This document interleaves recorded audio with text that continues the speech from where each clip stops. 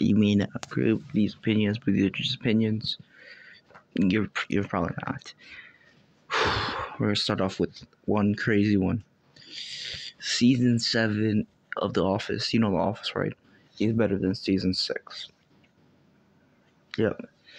You know, because you had like, yes, Pim and Jam were kind of boring. They didn't know what to do with Pim and Jam. Jim and Pam. Sorry for getting that wrong. They don't know what to do with those characters. Sure, with season 7, they were just in purgatory, basically. Character purgatory. But like, what I'm trying to say here is like, you didn't have anything as cringy as Date Night Michael. You know, there's no name episode from season 6 as good as Threat Level Midnight. You had The Banker. You got a lot of the worst episodes in season 6, and even the worst ones, season 7, are just incredibly mediocre. And season 7 has Threat Level Midnight and Mike and Holly and the whole proposal, all that. It's pretty good. And Michael's a lot more mature, a lot more. I'd say actually Michael Scott's at his best in season 7, and Mike is at his worst in season 7 because I just hate Date Night Mike. Absolutely hate Date Night Mike. Michael Scott in season 7 is mature. He still has humor, but he's more self-aware.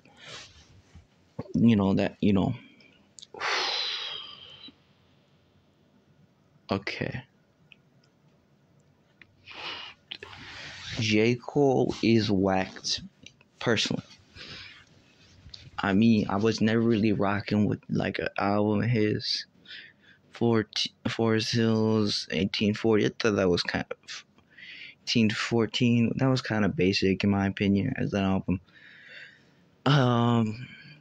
His beats kind of like are, kind of college dropout-ish, but with not a lot of energy to him.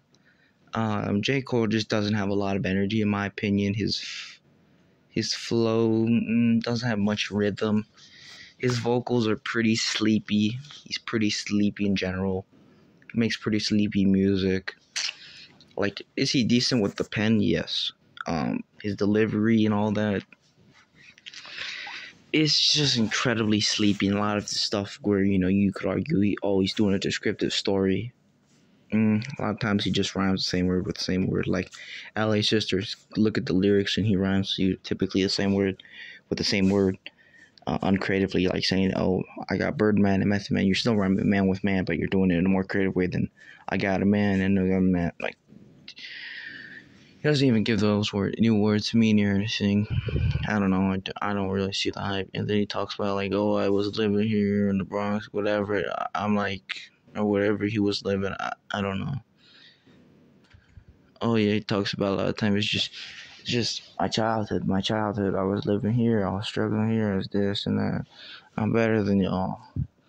Y'all are fake. I'm real. That's how most of the J. Cole stuff comes off. I'm sorry, guys.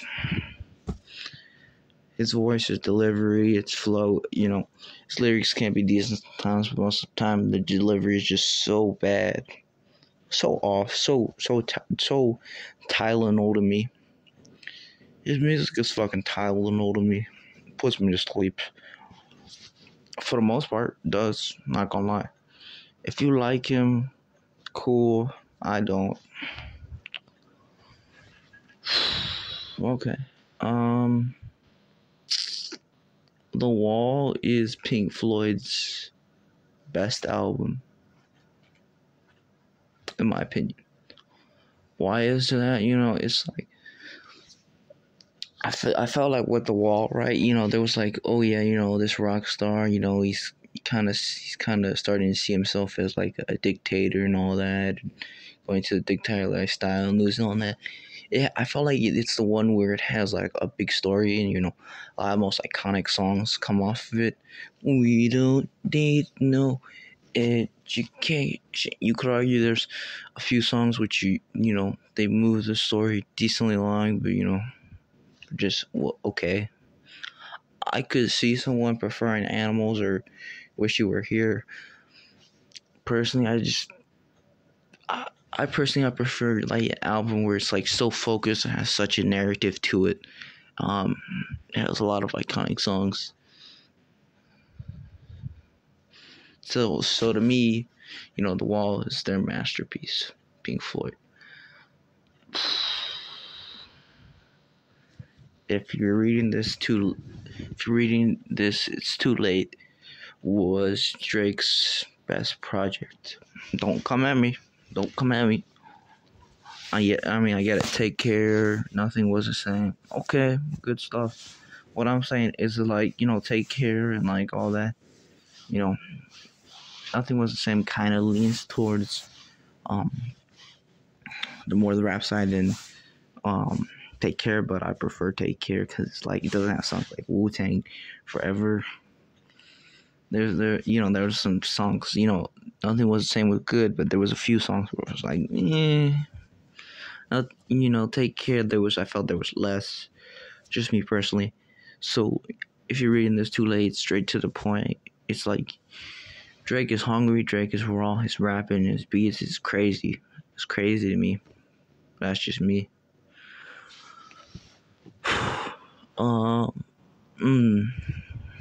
Okay.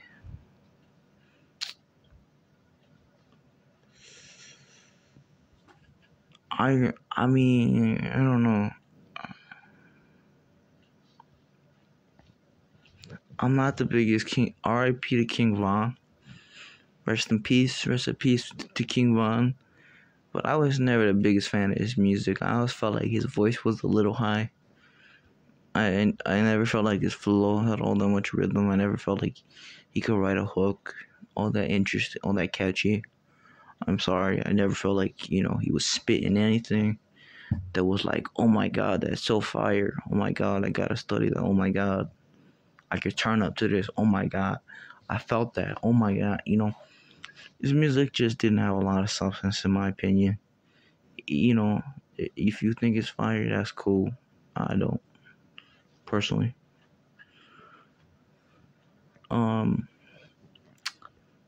Digimon is better than Pokemon. I'm not talking about the games. I'm not talking about the cards. I'm talking about the show, the anime, the whatever you want to call it. With Pokemon, like fucking Ash is still 10 years old, and that was like for 30 fucking years or some shit. Sorry for cussing, but it's like Ash is literally the same age for the whole show, and it kind of just stays the same over and over again with Digimon. It's like, okay, we got new guys. It's like Power Rangers. We got new guys. It's new folks after new folks, and that's like that to me. That's one season when you confused with your Digimon, we figured out that switching it up. Digimon switched it up. You literally had scenes where folks died, parents were worried, parents just another toy-based anime. Just okay, you're a kid, you're 10 years old. We're just gonna let you go around the world where there's little crazy maniacs and the world's about to end and stuff. Logically, it doesn't make sense, but I guess the words for plot, I guess to explain it enough for the most part. Yeah. Digimon, that was like, oh my God, I don't want you kids to be doing this. It felt more realistic, the way they portrayed families and all that. The Digimon, the way the Digimon aren't being captured in balls, so it's like, I feel like the relationship between Digimons and their owners are a lot more friendly and a lot less something, you're gonna call animal abuse. You might call animal abuse then. I think Pokemon, you could. I probably wouldn't. Realistically, maybe. Ooh. 2001 is Dre's best album. Don't at me. Don't at me, bro. You'll be like like Compton. Let's be honest. It's not 2001. It's not The Chronic. The Chronic is cool. Snoop Dogg is cool. Honestly. You had like Still Dre, Explosive. Forget about bro. That 2001 was stacked. 2001 had banger Anger, the singles were crazy, but the cuts were even good, explosive. You had all these underground people just tearing it up. You had him being crazy, bro. It was crazy. The features were crazy. Oh, 2001. Bro, the production was so. It was like he took the G Funk thing he had in the Chronic in his rapping. He took the features that, the way of structuring the album that he did from the Chronic in the skits and all that. He took it to another level. In my opinion, without Snoop, the Chronic, without the G Funk beats in the Chronic, and um, so when Snoop kind of becomes less and less part of the Chronic, really listen to it, it kind of falls apart a little bit. Ooh, okay. Power should have been the intro to My Beautiful This Is Dark Fantasy.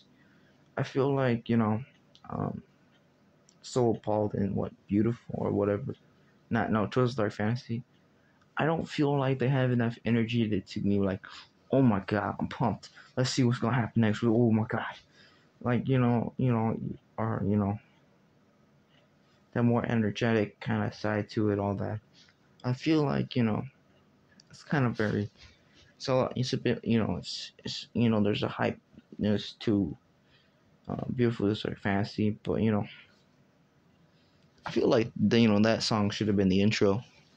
Personally, I'm not trying to say it's bad as a project. I'm just saying I feel like if you opened it with that would be hype. That would have been a little better than what we got. Um,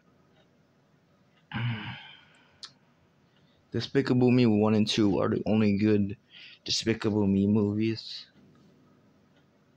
I would say. And the Despicable Me, The Rise of Gru is cool. It's cool. It's fun. It was fun. I had a good time. It worked more since you had a human character or whatever. But you have like Gru as an adult is more compelling. And you had Lucy, you had the minions. The minions were enough in it. They were funny. All the classic moments, like the heart of it. It just, I don't know. I just don't feel like you're gonna top Despicable Me 1 and 2 for this franchise. Personally, comment down if you agreed, disagreed, share, like, subscribe if you want to. I don't care. Just comment if you want. Just view this video. I don't care. Bye. Peace out.